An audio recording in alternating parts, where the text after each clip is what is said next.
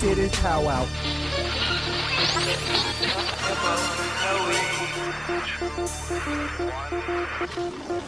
The Powwow with Mo podcast.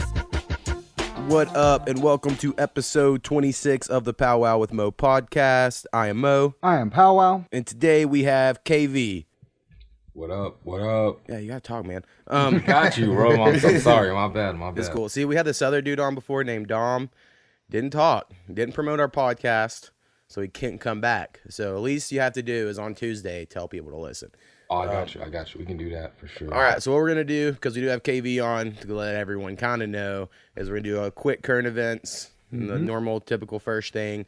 We're going to ask KV about how he got in this whole MMA fighting thing, because that's why he's here. Yep. And then last night, we went to an MMA event, what he fought at, and we're going to do like a breakdown of how our time went. And then we're going to do top 5 MMA fighters. Yep. So that is the plan. All right, pal, so what do we got first? All right. So one thing I want to bring up was about a water park in Kansas. So everyone's trying to be on this extreme water parks to promote their area. And this company decided real quickly, let's build this crazy ride. Going to be the world's tallest. We're trying to get a Guinness Book of World Records here. And they didn't really pay attention to the physics. They opened the ride, and there is 16 people injured 13 people injured in the matter of 2 years. Damn. Okay.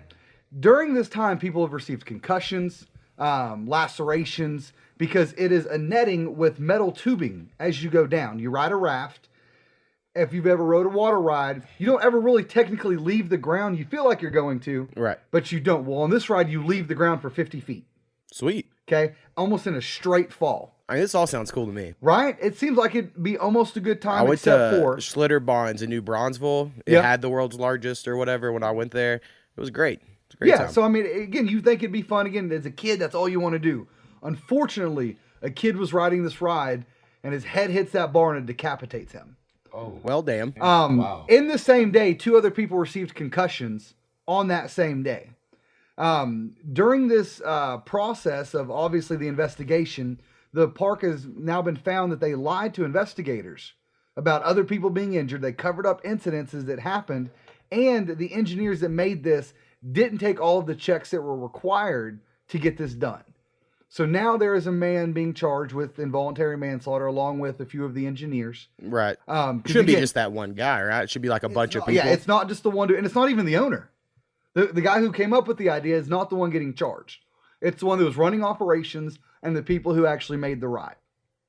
So again, my advice is we're coming up on summertime. Just be careful the water rides that you're riding. Make sure you don't get yourself knocked off or your head chopped off. Yeah. Or don't go to any water parks. That- I'm not going to any water. I mean, honestly, besides the one in New Bronzeville, I never enjoy. Like, I hated going to whitewater. Everyone would go all the time. Yeah. And I'd be like, I don't find this very. You're just all standing in a pool. So, For sure. and it always seemed like a big waste of water, especially like these places that have droughts. Like It's California, all so the we're West just Coast. gonna For sure. we're just gonna shoot water down this slide all day. Yep. There you go. It's terrible. So one question I have, and you're going to try to find out, is Snappy brought to my attention there are certain things that may be felonies that we've mentioned on the podcast. I feel like there's like a 7-year statute limit. So like as long as it happened 7 years ago, we can talk about it and we're good. I don't know if that's true or not. It may I'll not call be. my attorney tomorrow and ask him, go look.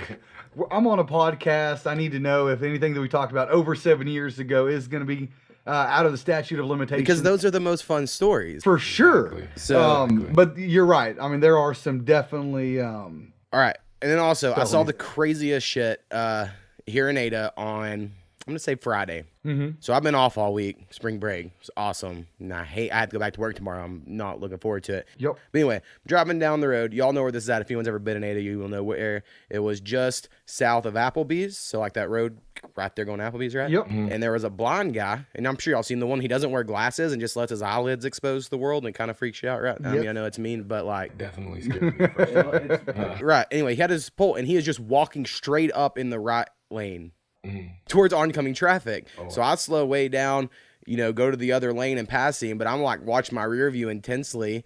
And then I see cars like his stick hits a car's bumper. Like they stop and he's all like waving his stick and it hits a car. And I was like, bro. And my whole thought was like, do you call the cops? I don't want him to get in trouble, but Yeah. I don't want him to get ran over. And it's like, well, surely no one's going to run him over. And it's like, but it's like he doesn't even know he's in the middle of the road. So anyway, it's a really awkward thing. And then that led me to last night at this MMA event, thinking about blind MMA and how blind MMA would be the coolest shit there was. Now, I don't mean like real blind people, but you know, they kept shutting the lights off. Yeah. I was like, what if they just kept the lights off? And then I was like, well, he couldn't work with the crowd, but it could work as a TV show with night vision cameras where two dudes were sweet. just in pitch dark room, and it was like, all But right, then you'd MMA have to have the rep fighters. to have some night vision. Because again, like last time Oh, we that's talked true. about, That's true. we didn't think there was a few times where like, yeah, that stopped too early. But like Trainwreck, I don't know his name, but I remember the Trainwreck guy Yeah, looked like he got himself hurt a little bit. right. He wasn't able to sit But up. I was thought like, he didn't blocked get- everything. Yeah, I right. was like, he's not hurt. He's fine. And then he's just laying there for a minute. But again, never been in an MMA fight, so I don't know. The pounding that you're taking may be an actual lot worse than what it looks like. It just depends on the person, honestly. It's like a TKO. TKO. As long as you're moving, you're good. The ref's not gonna call it. A lot of people give up. Just once you hurl open that ball, Yeah, makes sense. A lot of people give up, and then that's what causes that situation right there. Yeah, there were a lot of people where I was like, oh, they didn't take any damage. Those were weak punches. But then afterwards, they were like, oh, maybe they Or they're did. I needing don't help know. off. But the night vision MMA, I'll definitely invest in that. You know what I'm Yeah, saying? wouldn't Like, that be Sure, hilarious? it seems It would awesome. be hilarious and great. Yeah, Yeah, don't know. I would do. I think everyone would just, like the most successful would just throw haymakers. Exactly. for sure. That'd be it. Just throw them, help you I hit. hope I am. Hope the refs are out of the way. Exactly. So over in China, there is a crazy story that's going on with regards to a young man getting 10% of his pay docked because of a photo. So he's an airport employee. Okay. Okay. There was apparently a picture taken of him because he was an attractive Asian man. That apparently is overly attractive. Again, I look at it, I'm like, he just looks like a normal Asian dude to me. Well, it's just because you didn't grow up with Asians. For sure, we moved on past that, continent a long time ago. Right. Y'all moved over thousands of years ago. But this 25-year-old guy, it went viral just super fast, over 1 million views in like a day of this very attractive airport guy. Well, once his company found out that, hey, this picture shows your shirt is untucked and your hand is in your pocket. That means we're going to deduct your pay 10%. And their quote is, taking into consideration the influential impact this video has made, the aggravated penalty must be applied. Oh, So because your shirt became untucked, as your hands are moving around telling people what to do, or your hand was in your pocket, that means you are now going to get your pay deducted. I mean, honestly, don't find this too crazy. I think it's probably a bigger story because it's in China. The Yeah. NFL players get fined all the time for wearing the wrong cleats out there before a game, or like wearing the wrong cutoff shirt. Like, so he technically wasn't doing his job properly. Exactly, but this is what I find the funniest is the guy's like, I understand, I accept it, I made a mistake. He says, honestly, I still feel quite happy because it's not easy to become so famous that quickly. Yeah, I mean, well, that's true. I agree with that. Eastern philosophies and cultures are just so much different. Yeah. So lately, there was a story about a school cop stopping an active shooter. Right, and I think it's been a story somewhere. And Maryland, I believe, is where it was. Right, I don't have all the things, but I've seen a lot of people being like, see, that's why we need them. And I do think, yes, that is great. But it didn't deter the kid from doing it. It's like the kid still tried. Mm-hmm. And then I just really feel like it's kind of like a Band-Aid for the situation. It'd be like, if you walked by your doorway every day and it like cut you and you put a Band-Aid, you're like, well, God, thank God I have Band-Aids. That's like, to me, what these cops in schools are. It's like, well, we have this for when the guy does go crazy, but like, I don't know if that's really fixing the problem. Yeah. If that makes sense. But I do think that's all good. And it seems like that's at least put people in the middle somewhere. Like, I think everyone's now just like, well, let's put cops in schools. And Yeah, cops or Army veterans I again. don't know. There was a whole march yesterday against gun violence. I And actually seen that march, and I did not know what was going on. I was really confused, but then I heard about it, and I thought, seems like for a good cause. Well, and they were doing it here in Ada as well. I was doing a fundraiser. I didn't realize they were doing it the same day because we had people honking at us, waving. And I'm like, I wish you would stop by and buy some food because that's the point of this. I don't need you honking and waving at me. Right. And then I realized, because someone comes by and goes, are y'all part of the protest? And I'm like, well, first off, I have a pistol in my pocket, so I doubt it. well, I think there's gun owners that want reasonable gun laws. I agree, and I'm absolutely one of those. Speaking of that, the district courts found this past week that if you have a medical marijuana card in any state, you are not able to purchase a gun. because it is still federally illegal. And they said that because there's a woman that filed this appeal, and they go, even though you don't smoke, she got it out of principle that you could get this card. Right. And they go, even though you don't do it, we are going to believe you do because you have that card.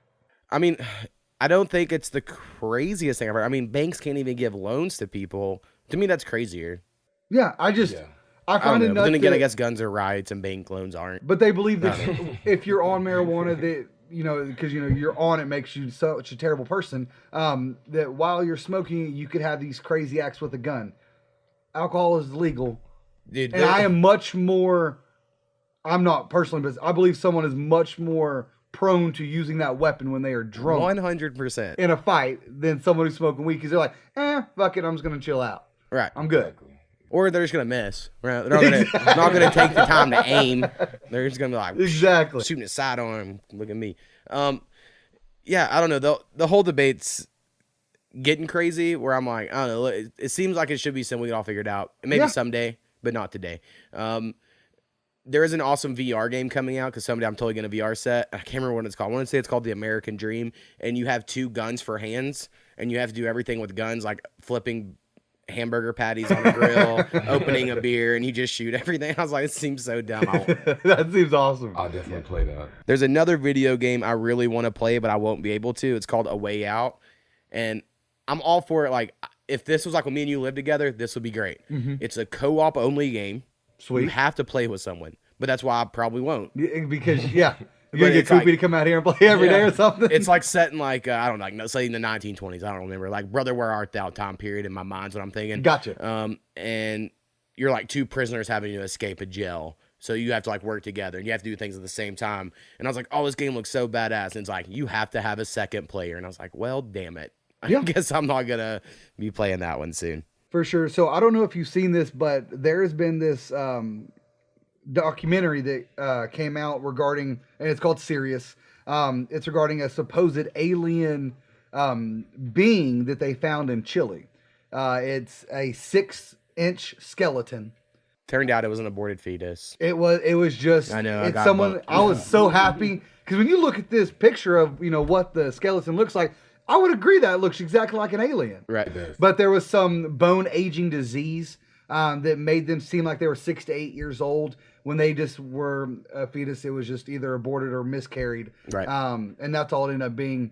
But I know a lot of people have been talking about that recently. I'm just like, I wish it was an alien. Yeah, we'll have to go into aliens more because, we like that. Like that one video, the military people that are coming out being like, no, we don't know what that, like, trusted military people are like, no, those were UFOs. Yeah. And then, like, people are trying to hide it. So, like, we really got to look into this more and talk about it. I still believe in aliens because of that class we took and that sergeant or whatever that was in the military, and he would neither confirm nor deny. And I go, well, then you're confirming it because I'm not going to confirm nor deny. Then you were exactly confirming that there are aliens. Well, and that kind of brings us to one of my things I was here. This week I've been obsessed with Lil Dicky because last week I brought up Freaky Friday being a great music video. And that was it was an awesome music video. Turns out like all of his music videos are great. Like Pillow Talking has become my new favorite music video. That one was funny. It's 10 minutes long. It's the 49th most expensive music video ever made. There's so much CGI in it. And they don't even move off their bed. I know, but it's so good. Like, also the content really lines up with me as far as like he talks about aliens and like I've always been like we're supposed to domesticate animals. That was and like he gets into that because she's a veg. Anyway, it's like all these arguments and it's the best song. And me and my wife have been quoting it to each other all week because we've watched the video probably 10 times. But he has another good one with Snoop Dogg called Professional Rapper where it's a cartoon. And that one's amazing. I'm sure everyone's heard of Save That Money. And that video is just great because he tried to do it for as least money as possible. Anyway, so I really liked Lil Dicky. If we had to redo our top 5 rappers, which we might if KV ever comes back, he might make it on there. We'll see. I'll definitely come back for that one. For sure. Regarding the TV world, this Tuesday, I don't know how many fans we have out here that watch Roseanne back in the day, but it does premiere again on Tuesday. I am pretty stoked for it. I did see. I love Roseanne. She's great. I seen the preview for it, and it looks just as fun. I'm very intrigued because again, there's still no articles of how they're going to change it, or if they're just going to go, you know what? Now, we're just going to skip it. I think I've said this on a previous episode because I rewatched Roseanne recently. They have like a collection on Netflix. It doesn't have all of them, or it didn't when I watched it.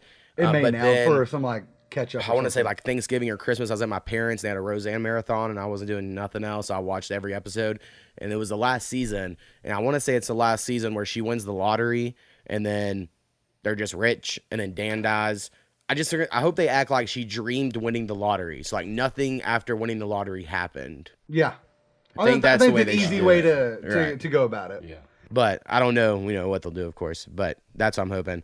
I'm kind of excited because, all right, so for weeks I've been all pissed about Ready Player One movie, right? Yeah. And so the movie comes out, I think it's like like Wednesday or something, Yep. 28th, 20th, I don't know. And I was like, I'm all going to get excited, but I'm going to reread the book. Because if I'm going to go see this movie, You gotta read the book. I want to reread the book. It'll be my third time to read it. It's my favorite book. So I'm like 300 pages into it or whatever, right, in a couple days.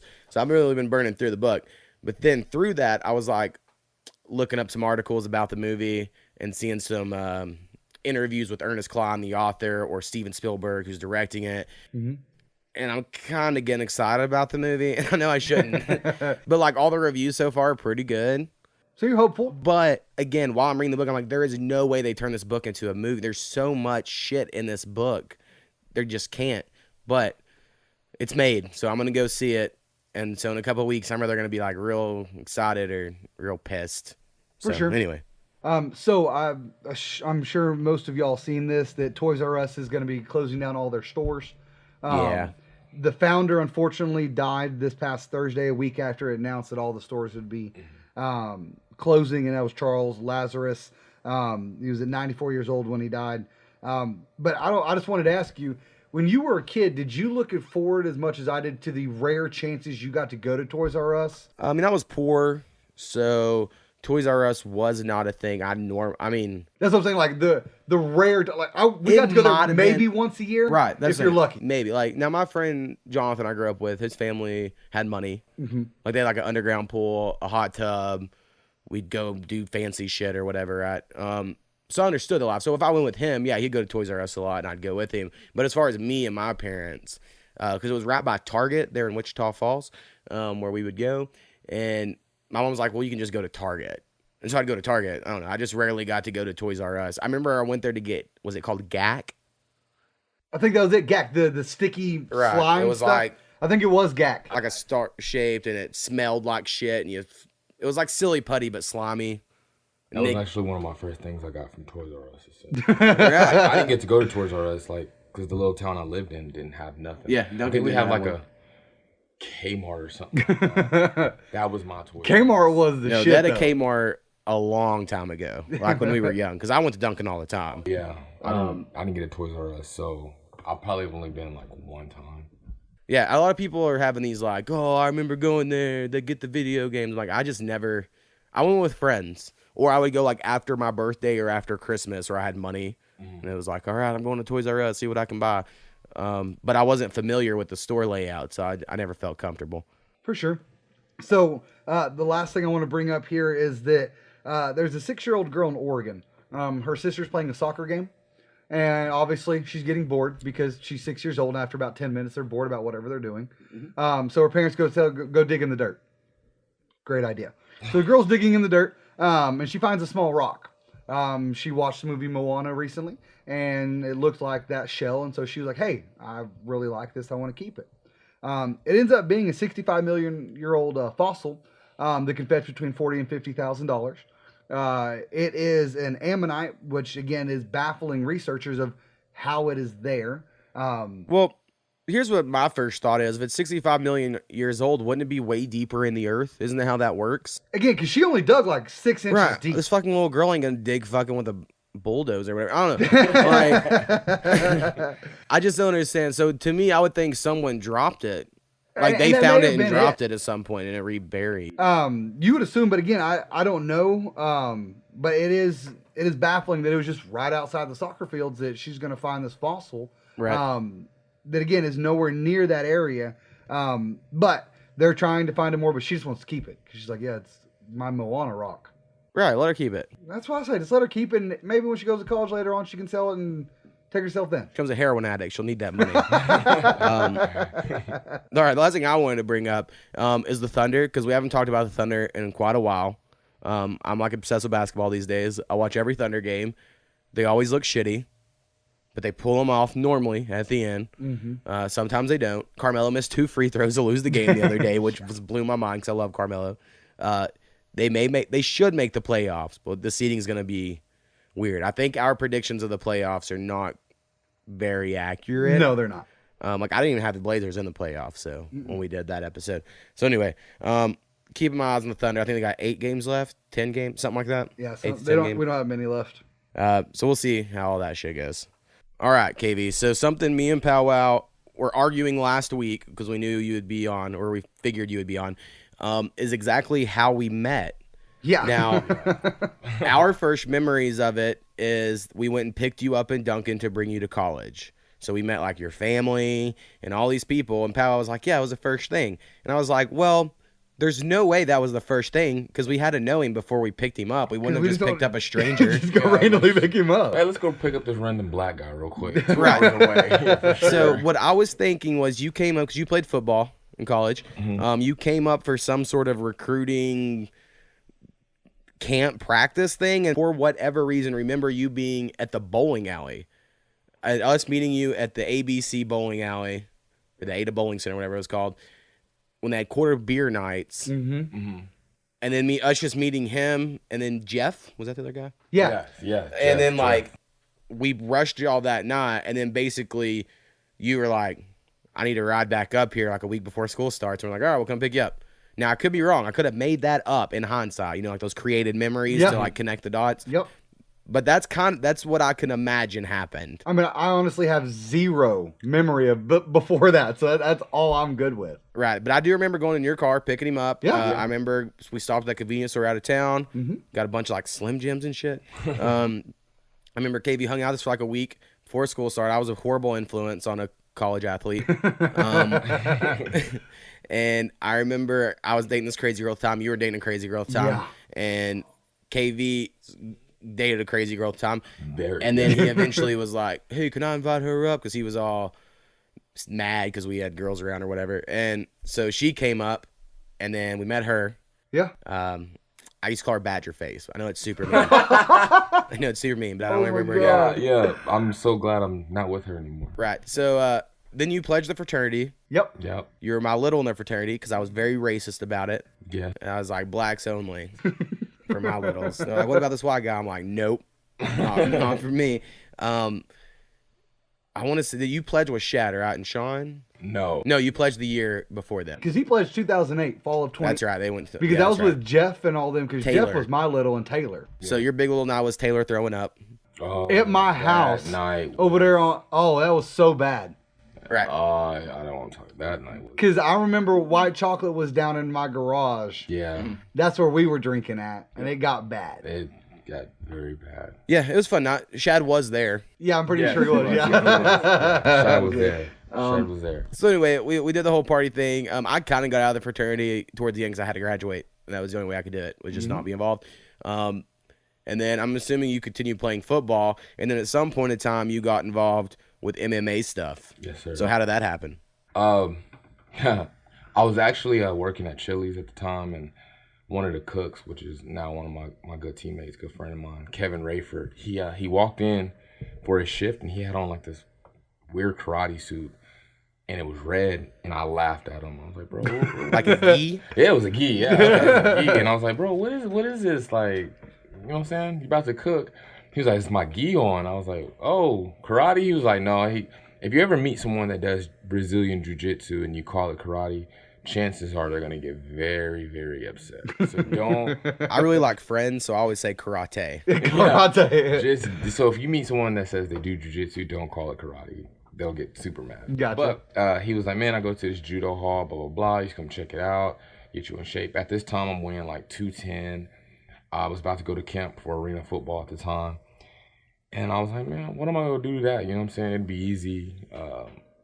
And I went. It was like a challenge. I wanted to get in better shape, cut some pounds. And all I can remember was being thrown by like a 12-year-old girl. And that right there let me know, like, oh, man, martial arts is real. Like, Yeah. It don't matter about size or weight or anything like that. So I decided to stick with it. Long story short, the arena football thing didn't go as planned. And I met my head coach, Cortez Coleman, at GNC. Man, he was, come in, try it. We saw him last night after your fight. He was Lots heated. of passion. Lots of passion. Yeah. I would say. Yeah. That's a good way to say it. I was like, oh, I want to go meet him, but then he was so mad. I was like, nah. Nope, we're good. Man, he puts his heart into this, man. This is all he knows. It saved his life, man. So when you have something like martial arts that saves your life, you're gonna be very passionate about it. Yeah. He doesn't care who knows how passionate he is, man. He's gonna go to war for us. He goes to war for himself. And I appreciated everything he did last night. A lot of people look down on him like, oh, he overreacted. Nah, he just a passionate coach about his fighters. No, I mean, I would be the same. I'm very passionate about most things I do, especially if it's baseball and obviously my number one passion. Yeah. If someone I'm training loses, and especially in the way that it lost last night, which is 100% bogus. Again, I understand I'm biased, but even if I wasn't biased, there is just, to me, you look at the stats, there's not an argument one way or the other. The dude looked defeated when they were about to raise his hand. Well, I think he knew. Well, we'll get into this more later, but we were sitting in the middle of his fans. Yeah, that was the kind of the worst part. Like, we were literally in the middle of all of these people. So we're yelling KB the entire time. Snappy, I'm loud. Snappy is just screaming the entire time. Snappy's professional wrestling crowd member loud. Yeah, like stupid yes. loud. I And love so it. I love it. all these people, and I'm looking around like, all right, we got 3 people. If we need to go, we can get Well, this. Snappy is also, a lot of people in my family are like this, my dad's family, side, where they can just make friends anywhere. I'm not that. It's not that I can't. Yeah. I do make friends if I talk to people. I just won't talk to people. That's just how I am. Yeah. Like the 3 native people in front of us. Well, 1 was black, 1 and 2 were native. Yeah. But yeah, like they became friends with us before that fight. Yeah, like real quick. And so after the fight, before the Indian winners were raised, the guy turned around and shook Snappy's hand. Like them 2 had fought. Yep. And he goes, that dude's a good fighter. He's Sorry, good. Respect. And it was just so funny to me. It was. Anyway, so anyway, you got into MMA. Was that your 4th fight last night? Yes, that was my 4th. Yeah. And okay, so Snappy has this email. So I'm gonna kind of break protocol and pull up one email right now. We were trying to debate between what makes an amateur and a pro because they had them listed that way. Mm-hmm. And then so what he told me here was amateurs are not paid, and it's a testing their skill, and it's usually not full time, and there's stricter rules for that. Did you ever do amateur fights, or did you just do professional? Or what's the difference? The difference is, man, to me, it's no difference. I mean, of course, amateurs, you can't throw elbows. Professionals, you can, of course. Other than that, it's the same. Now, I will say this. In the state of Oklahoma, I mean, I'm still kind of new to this. In the state of Oklahoma, pros are just like amateurs, man. You have pros that show up to weigh-ins that don't make weight. You have pros that come in to weigh-ins that don't show up to the fight the next day. You have amateurs that grind every day. Mm-hmm. To me, it's really no difference. So can you get paid as an amateur?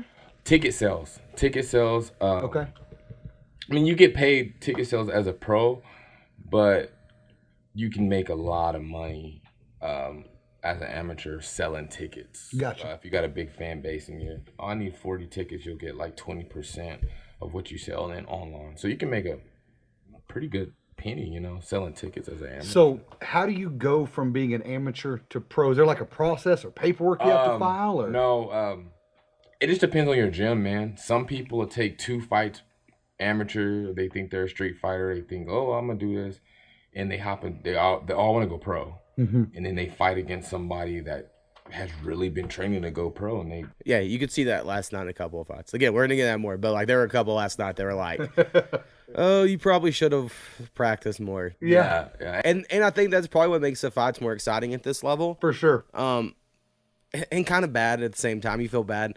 Is you're like, one of these people could be like super prepared and one of them could not be at all. Whereas in like in the UFC, where we typically watch, both guys are going to be pretty fucking prepared. Yeah. No one's going to like destroy someone and like murder them. Where like last night, we saw the best knockout ever. Again, get into it later because I have a whole notes. I saw the best knockout ever of anything. Yeah. And I was like, holy shit. And I felt bad for the dude. I mean, it was one of those that you go and you would want to watch on YouTube. I wish I would have recorded it. I know. Because it was so a delayed, and this dude had the arm fall, then the other arm go straight. I mean, it was just, right. It was a bad knockout.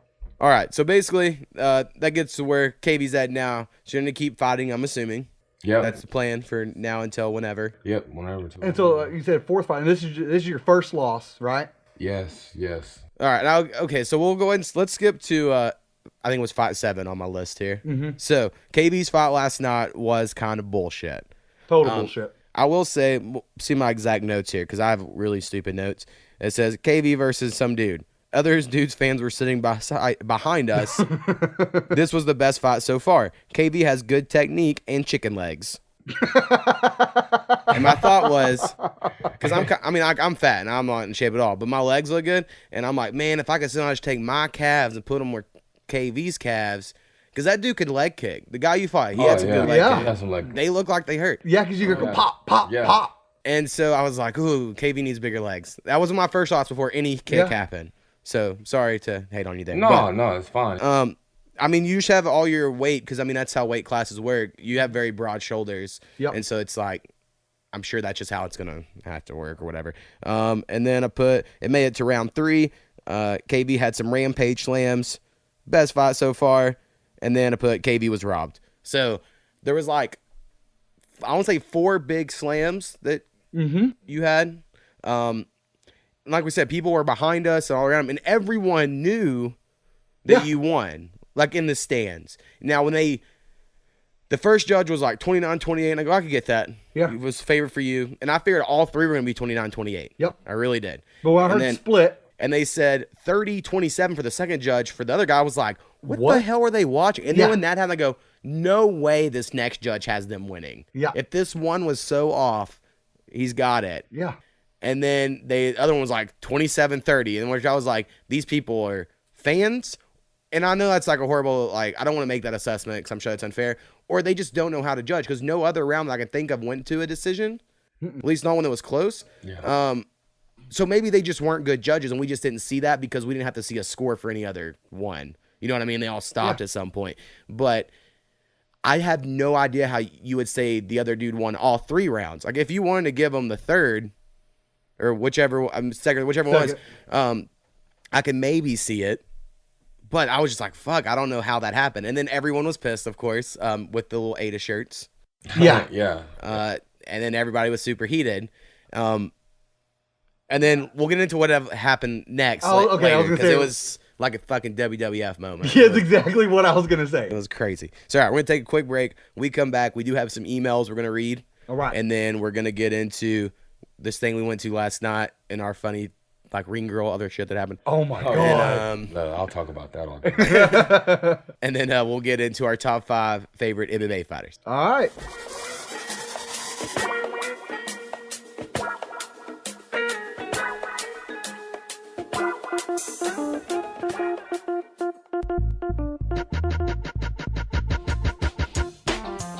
And we are back with Mo, Powwow, and KV. Powwow, what do we got to do?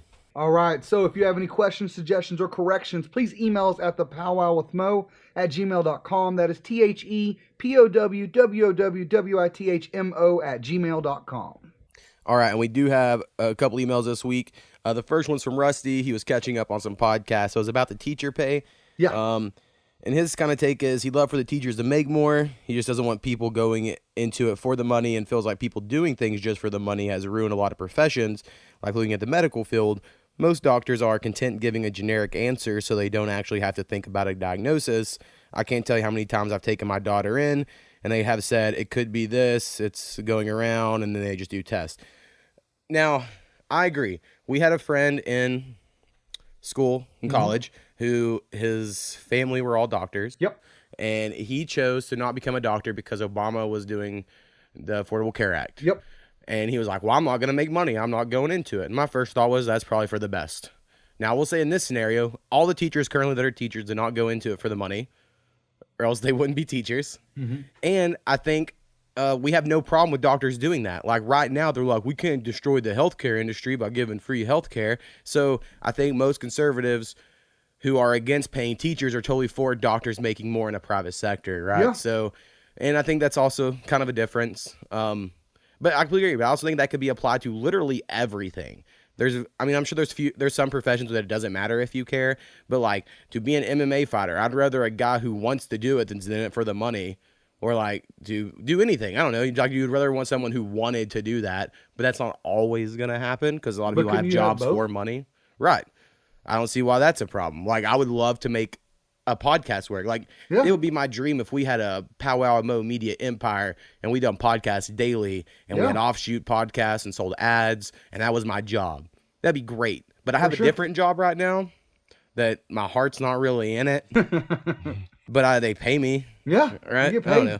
So I agree in theory, but I actually don't know, if that is I just think it's a convenient way to look at it when teachers are involved, but when other professions are involved. Like, no one's like, well, cops, we just need cops that are in it to stop criminals. Then they're not wanting to get paid. Cops get paid a lot more than teachers. And I think prison guards are the best example. Like, prison guards get paid however much money a year, and teachers make less from what I understand. I could be wrong.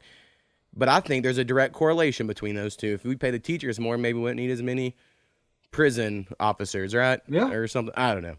I'm living in a fantasy world, I guess. And then Snappy hit us up, and I was going to read this in a second because it fits in perfectly what we're going to roll into. Yep. He said, first of all, it was a pleasure hanging out with both of you, even though Powwow was itching to be home to go see the wife the whole time. And our brother KV got robbed. There were amazing looking women around the ringside, except the ringside girl was atrocious. Don't really got much this week. Keep up the good work and listen. Cool hanging out. Yeah, so we hung out with Snappy last night. Yeah. We are cousins and all that, but I don't hang out with him a whole lot or whatever. There's some age difference there. But he is funny. My dad's whole family, they all have a sense of humor. Growing up, I was all like, I don't want to say embarrassed by, but I don't know. They're like country, right? Mm-hmm.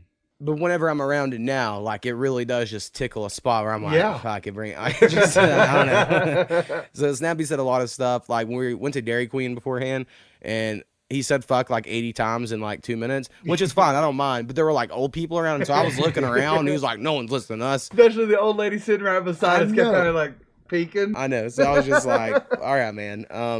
But anyway, it was a good time hanging out with Snappy. He goes to your gym, right? Yes, sir. Yes, and his son is doing it. Yes. And so he was one that got us the tickets and all that stuff that kind of convinced us all to go. So we did have, I think, a pretty decent time. Yeah.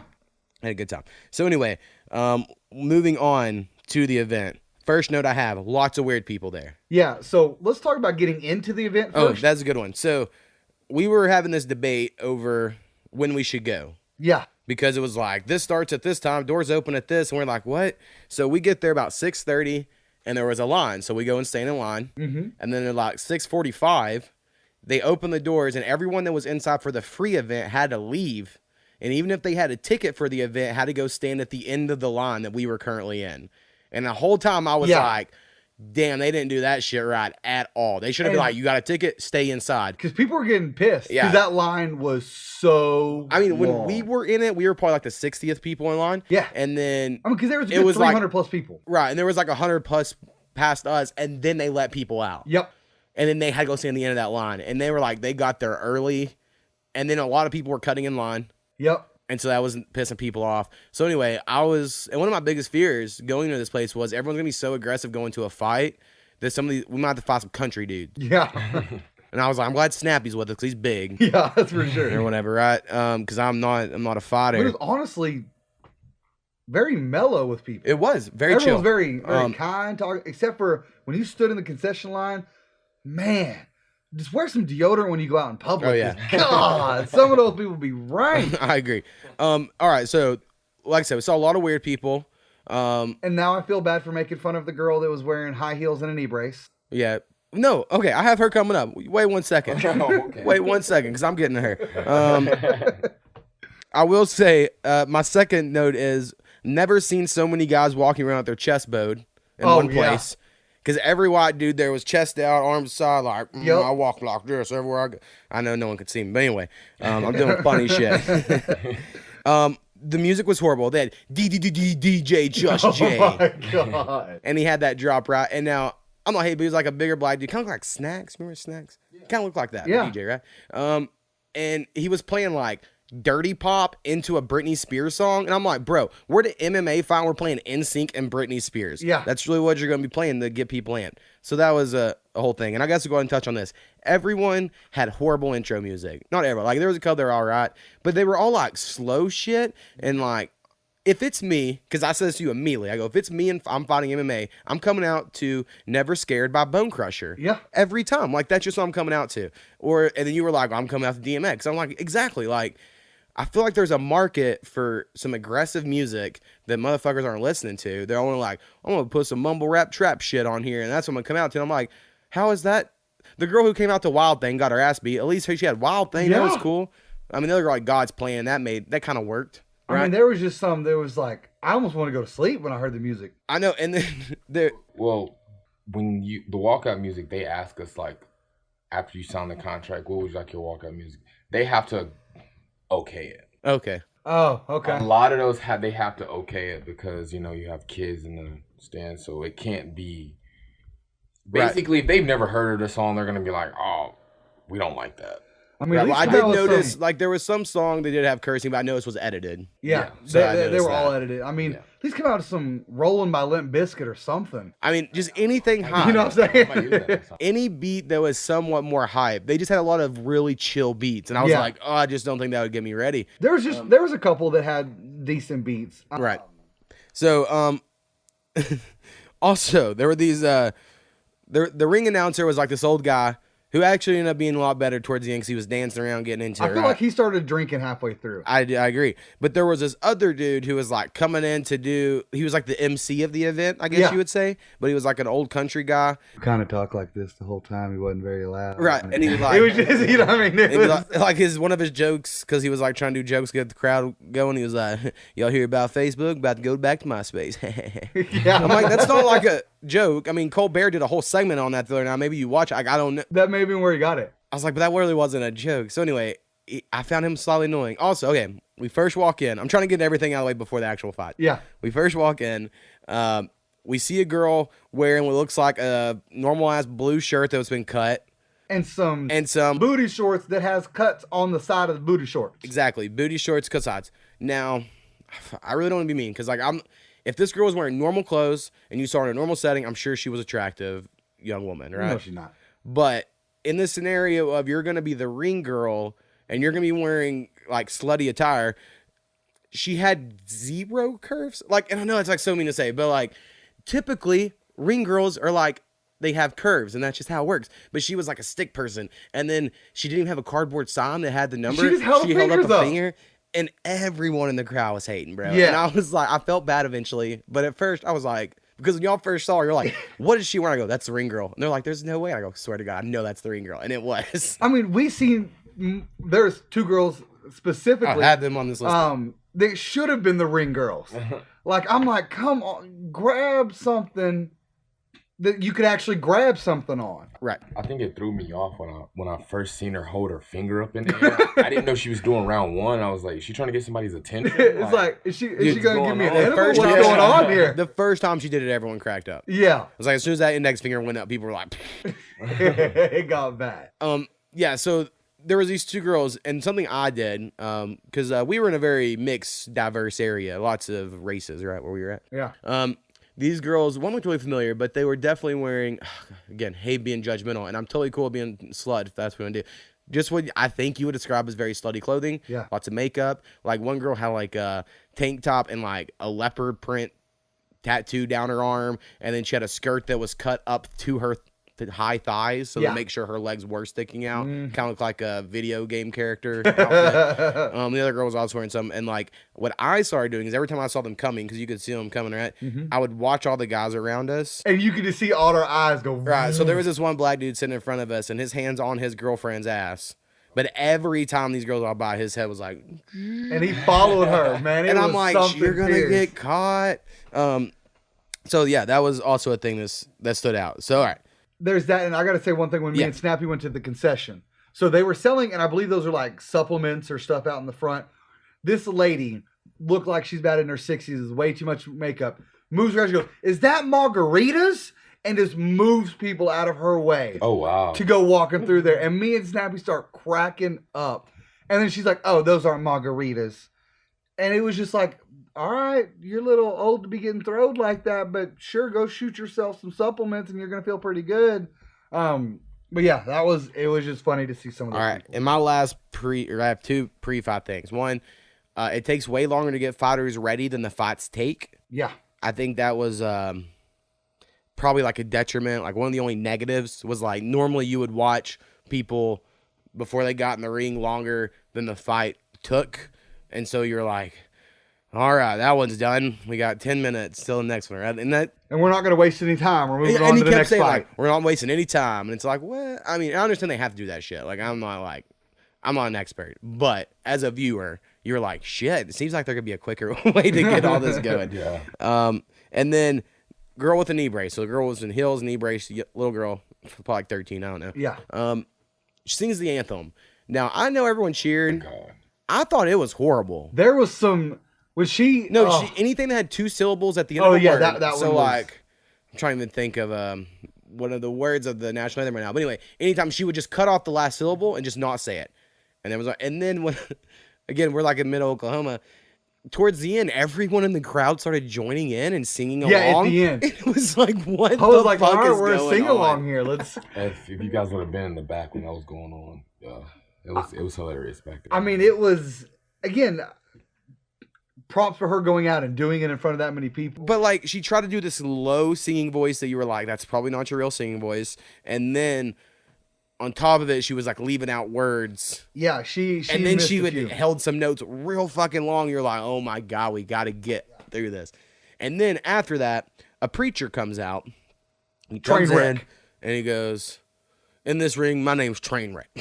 And I as cracked soon as up. he said Trainwreck, me and Mo look at each other and I'm like, I go, that's my favorite strand. Exactly, like the week. Yeah, got it. Cool.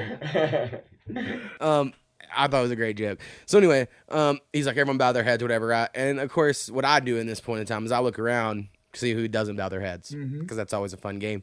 And I noticed he read his prayer off a phone. Oh, yeah. And I was like, man, Speak like from the cheating. heart. I feel like if I'm gonna hold freestyle rappers to a quote of you better not use your phone, I want preachers to not have to use their phone during a prayer. But anyway, I didn't realize he was fighting. Me neither. So later he comes out and fights. We'll talk about that too. So anyway, that was how it all started. So when we got to fight one, all mine say bad intro music almost. I'm gonna skip that for now. But it was over fast and the Conquer guy won. So that was a guy from your gym. Yes. Yep. Yes. Fought first. I thought, again, almost all of these that got stopped, I thought they got stopped too early. Like, it just didn't look like a lot of damage. But then again, I kept reminding myself that the guy on bottom probably couldn't have turned shit around. Right? Like, even though he wasn't getting hit too hard, the chances of him getting out of these situations wasn't too high. Well, so I like- guess it's okay to stop. And like we talked about, there was times where we were like, this ended way too quick. But then that person had to get helped out of the ring. Right. Because you're just like, oh shit, he or she got knocked out pretty good. They didn't, get a TKO. Well, and I or think a anything, lot of but- time what happens, and I don't realize at the time, is like someone gets hit, they get rocked, and that's actually what knocks them out. And then all the like bullshit small ground and pound is just to just call it. Yep. Right? I don't know. Another thing that sticks out to me, because I haven't really watched MMA in a while. I've kind of gotten out of it. I used to be into it, and I think this will maybe help me get into it. I have to watch Ultimate Fighter. I think that's the only way I can get back into it. Got to get a reality show to get it in my veins. But the whole this bone, like the forearm on just someone's face, Yeah, just grinding. just grinding your forearm with, and I'm like, oh my God, I would kill someone if they did that to me. But like, you have to take it because you're in the ring. Or like when someone just puts their fucking head in in someone else's sternum, and I'm like, oh, I feel like that'd be so uncomfortable. Yeah, it's very, the forearm, which we call a crossface. Oh man, I mean, Powwow, you can agree with the crossface. You can rip the shit out of some people's faces with it. Crossface hurts, and using the sternum, the head and sternum, setting up your blast double or just, takedowns. Those are uncomfortable positions. Oh, yeah. Very uncomfortable. I know, like when I'm watching, I'm like, I get it. Getting punched and kicked sucks, but that shit would annoy me. Yeah. That's where I think I couldn't do it. I'm like, For nope, sure. get me out of here.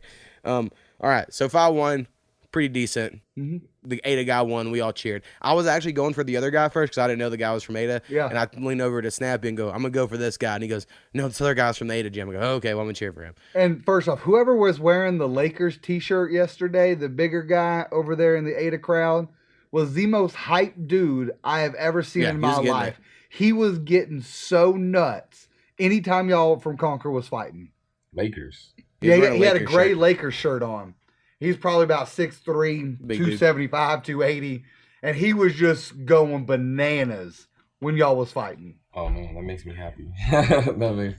But yeah, so fight one, pretty decent. Now, something else I noticed, I know I shouldn't say anything because I'm totally not in shape.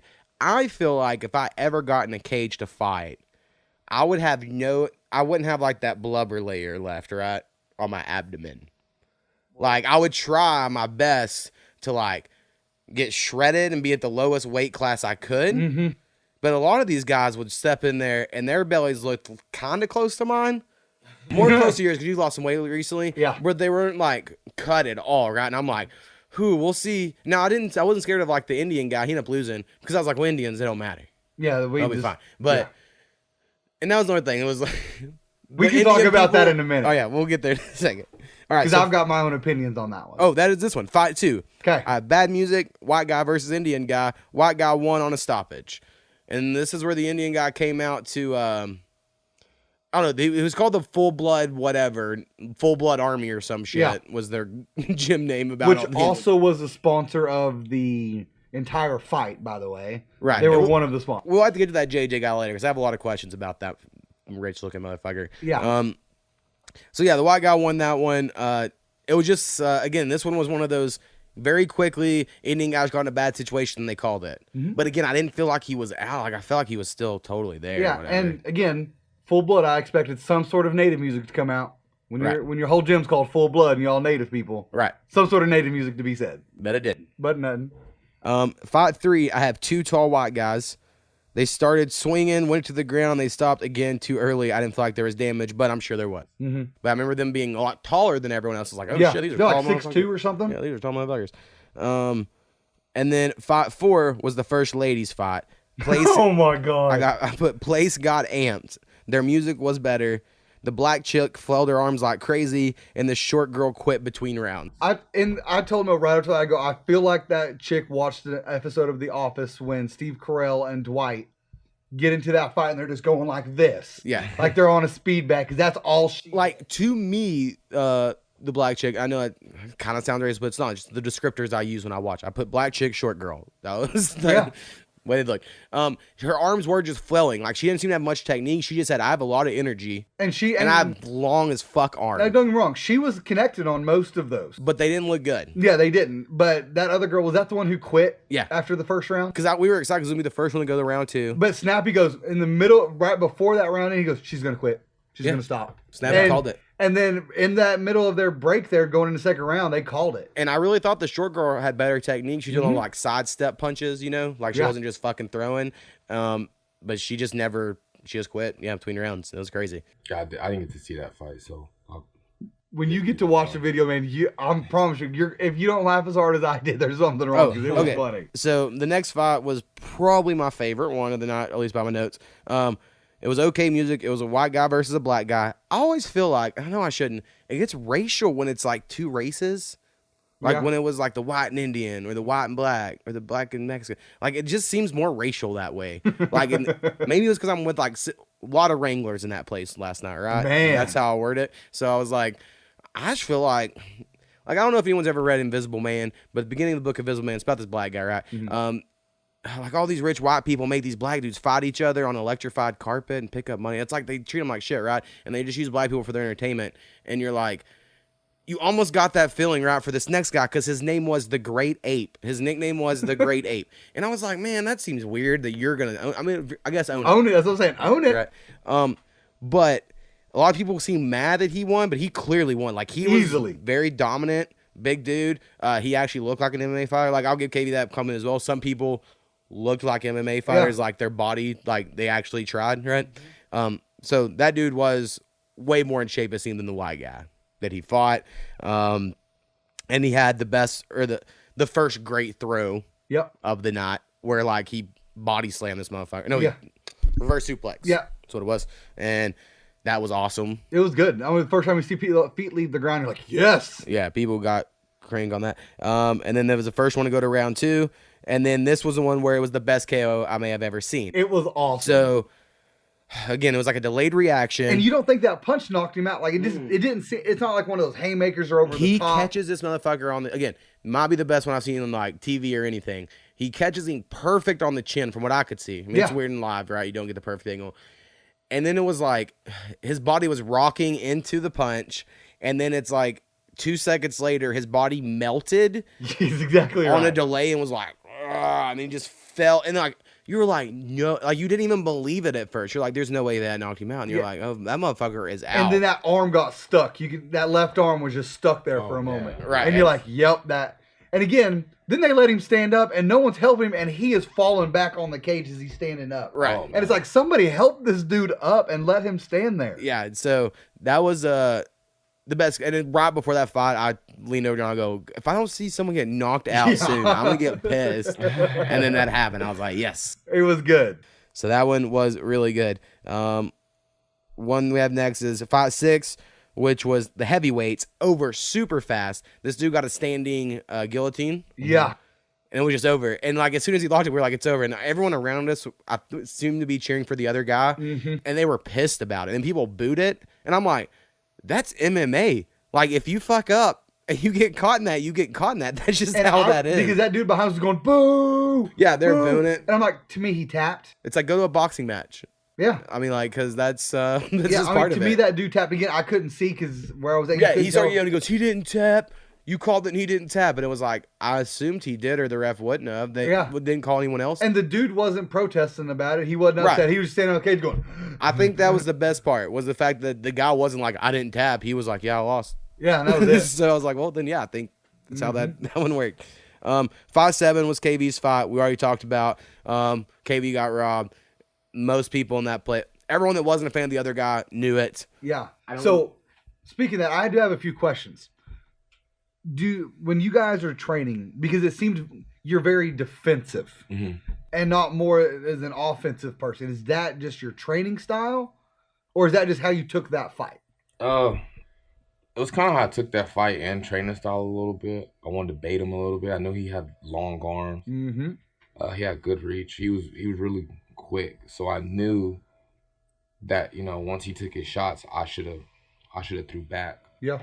But he caught me with a pretty great right in the first round. So I was like, okay, cool. And then I knew I could have some success on the ground. So I was kind of letting him, just not get his groove, but get his groove and then bait And then him. shoot in? Yeah. That was my prediction. Because the first round, you're right. Like, in the stand-up, he was doing a little better. But I was like, I'm assuming, given your gym and what they do, I was like, I'm assuming you had good takedowns and ground game. Yeah, because I know at some point in the match, Snappy was saying that, if this was judo, he had him pinned for 20 seconds, it would have been match over or something. Oh, yeah. But it was, because to me, the ride time that you had was half of the match for all 3 rounds. Right. That's, again, why I don't understand how you lost. And again, I think takedowns, especially when feet leave the ground, are worth a lot. I thought you had the rear naked in the 3rd round. I actually had it really, really deep. He tried to get it off. And I tried the technique of getting my right hand to my left bicep and my left hand to my right bicep, but my gloves were in the way. So a lot of people don't understand. If you ever see someone get a rear naked choke in MMA, like that's really great skill because the gloves get stuck sometimes. And my glove got stuck, so I switched to a different technique and I was holding it. He heard the 10-second clock go off. I got 10 seconds left. So. And he just kind of wrote it out. My only criticism, and again, this is all from video games. That's all I know about MMA, really. I'm really good at those. Yeah. Is it seemed like every time you swung standing up, you were falling back with your body, which might be a technique. I'm sure it's like a good counter strike sort of shit or bane people in, but it seems like it'd be hard to knock someone out like that. No, I was my legs were hurt. Oh, I got you. I mean, yeah, like we said earlier, you got some that leg dude kick. was kicking the shit up out of your legs, man. Well, there was a couple I checked, and Well, and that's the other thing I know. So, because of the crowd, and a lot of people are dumb, including us, if you check it, they react the same way because it still slaps. Yeah. Oh yeah. But it's like if your leg's not on the ground, it's not gonna hurt near as bad. There was a couple that were loud. I checked that was loud. And I was like, oh, and I'm thinking like, no, I checked it. Like that's good. Right. Anyways, there he caught me with 2 good ones. One made me buckle. 2 made me buckle. The only 2 he really, but the other ones I really checked. I was putting my weight into it. So basically, when you check a kick, you can either lift your leg, your foot turning out, and it hurts. Or if you have a wide base like I try to do, you can put your weight into the check, and it's not going to hurt as worse. But there was a couple that he just threw super fast. Yeah, I mean, and he had a long reach. Yeah, he did. Legs and arms. And he was good too. Like I don't take anything away from him. Like I thought he was. I mean, to me, easily probably like 3rd or 4th most impressive guy. Yeah, and I mean, granted, it did go all 3 rounds, but even outside of that, to me, each of those rounds were the best fights of the night.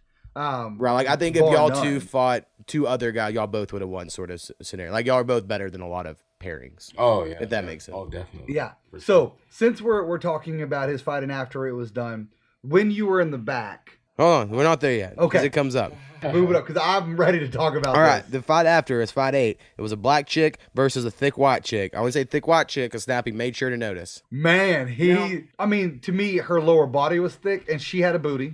Right. Because every time she was bouncing, it was. I mean, it was just jumping. But don't get me wrong, but those legs, I thought she was going to kick the moon out of somebody. Yeah, but she didn't kick it once.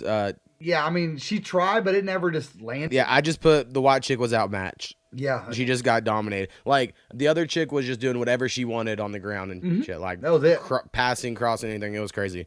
And then I put Fight 9 had the best music. It's the only thing I put about it, so I don't know who those people were. I think that was the one where the guy was setting him down real easy when he was taking him down. Oh, yeah, he just sat down.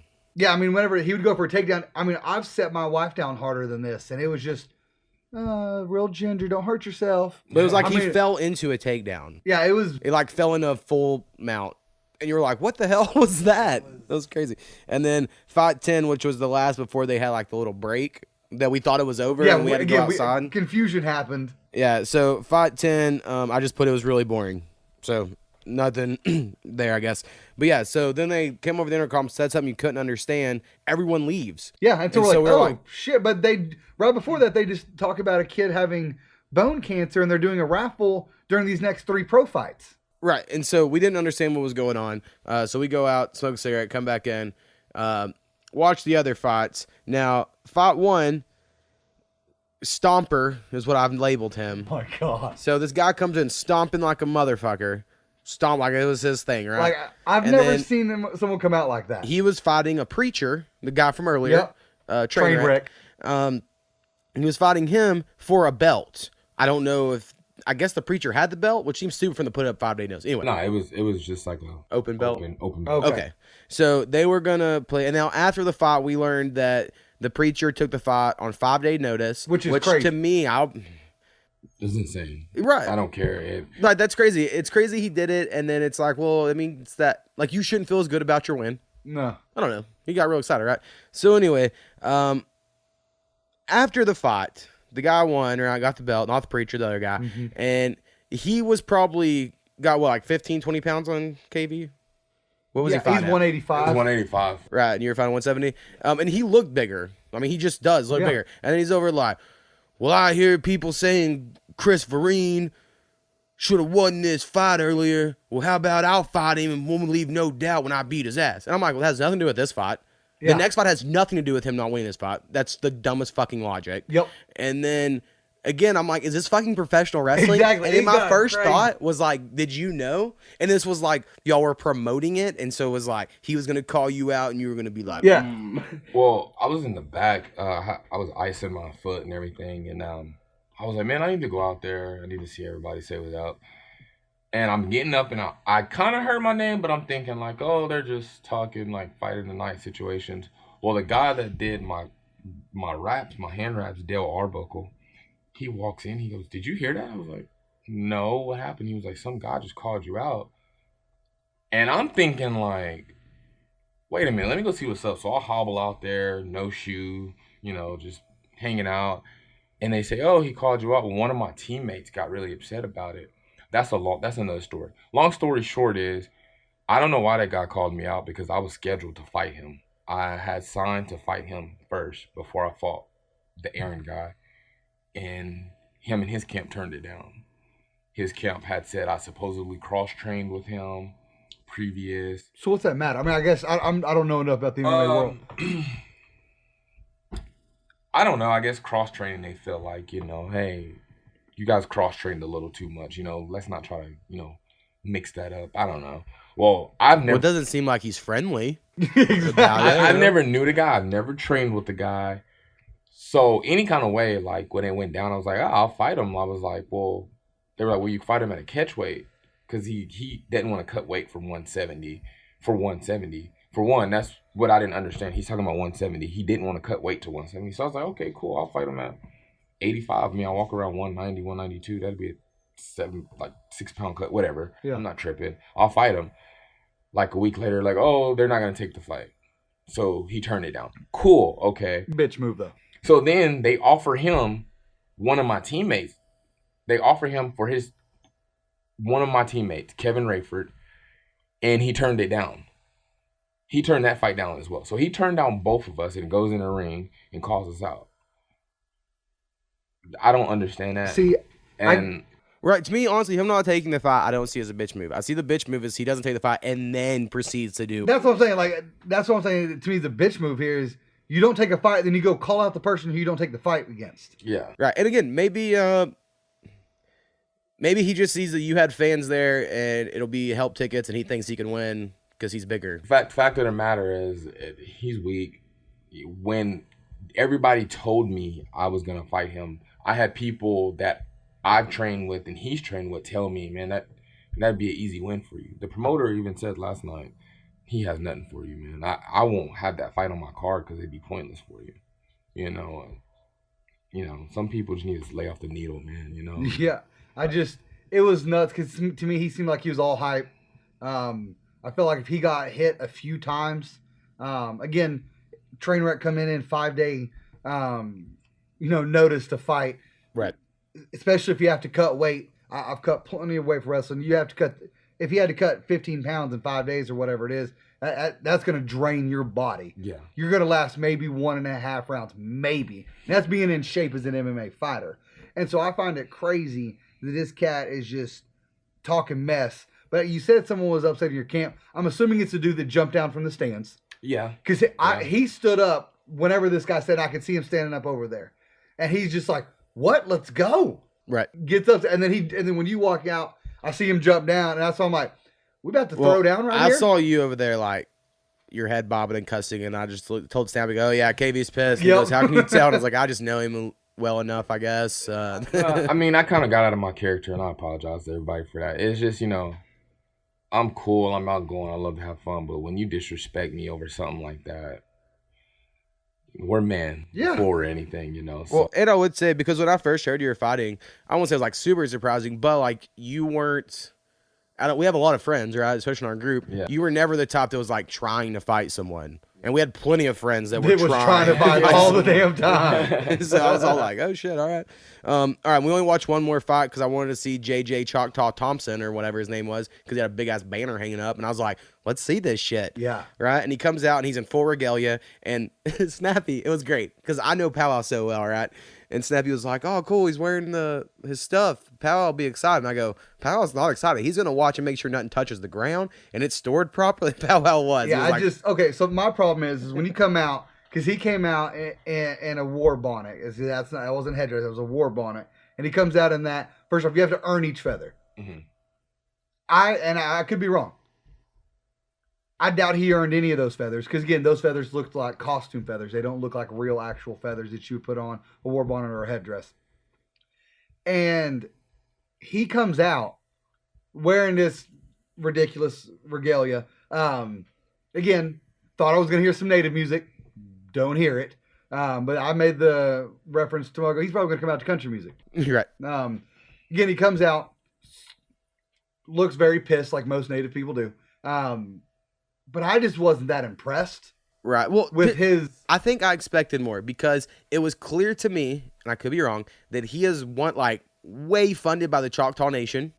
hence the name Choctaw. Right. And you have a Choctaw flag. They had banners all on them and shit. And so I feel like the movie Soldier, any of those movies where it's like dystopian future, but it's like we take the best kid or whatever, or even an ancient movie like in Greek town, this is the strongest kid. It was like the Choctaws found this one kid that was strong, and it's like, you will be our warrior, and they've like trained him up to be an MMA fighter, and then like he's their like prodigal son or whatever. Obviously, he was a hometown hero, right? He was yoked or whatever, but he didn't seem. I agree, he didn't seem real good. I expected more, I guess. I'll say. I expected as much hype that he had. Right, that he was going to be like Bellator style MMA, that good of fighting. And to me, and he was the only one who one of his specialties was Muay Thai. Yeah. During now it said Muay Thai, so weird. It was like, what the hell was he trying to say? It was tough. But honestly, when you see some clinch knees thrown in real life, though, it is different. Ooh, you're like, oh, bro, there was a couple, and it was just like. Ooh. Right. Like, today they waking up and their face looks like they got a softball on the side of their cheek. Yeah. Well, and then my last little note I have is some of the fighters were actually older than I expected. And I know that's kind of messed up, and I'm sure you need it. But like in my mind, and I guess we can get into the KB here, I would think like KB's at an age to where like he's trying to get in, and then hopefully like the next few years you're getting like bigger matches, and then maybe someday like pipe dream shit is like you getting invited to Ultimate Fighter, whatever the hell, right? To try to make your name. Whereas in some of these dudes look like 38, 40 years old, and I'm like, I don't know if I'm getting my face punched when I know like I don't quite have a future in it. And I know that's fucked. And I'm sure you need those guys to help with the young dudes and all that. Yeah. But my thought was just like, damn, that dude looks old and he's about to get beat up or beat someone. Either way, you're going to hurt, right? Yeah. And I was like, I'm like 30, and I'm like, nah, I'm good. But overall, first off, I just didn't expect that many people. But again, maybe that's what they all are. Again, this is my first one of being in any professional or amateur fights of MMA, obviously without watching, UFC. Right.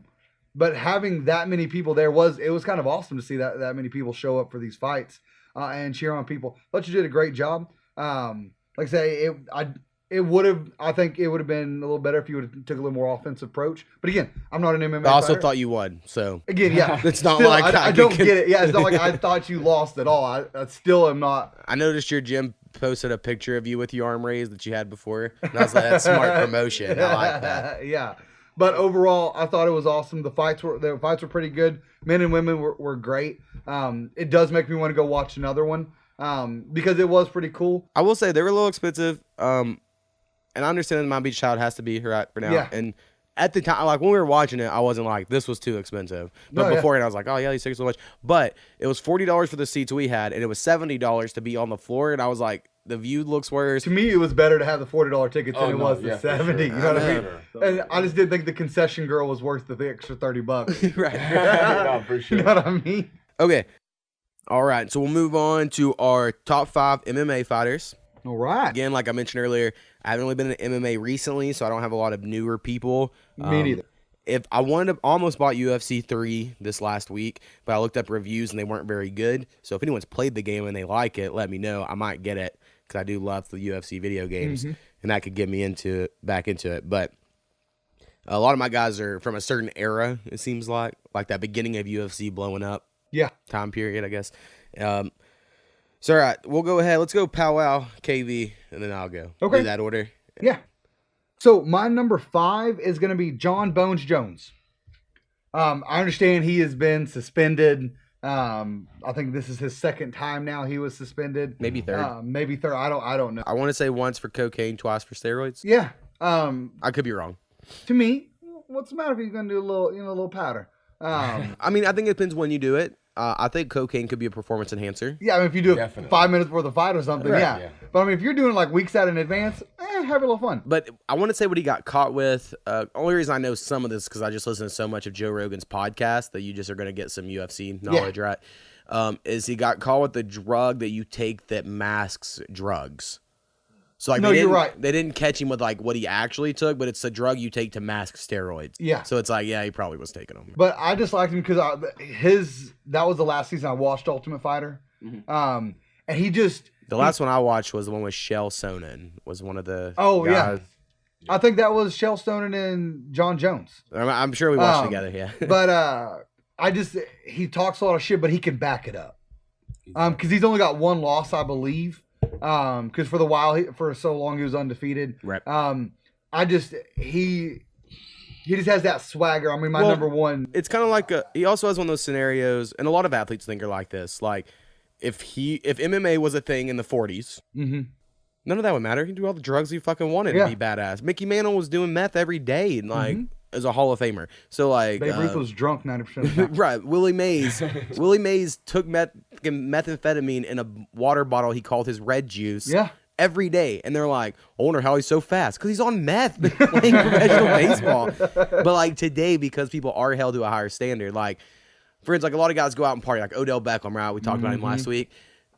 Back in the day, guys just need like that personality trait led to them being great on the field. Yeah, right. Like somehow it was intertwined, and it was like, I'm not saying you should do it, but maybe we should just quit checking in on everyone all the time and just let them live their life.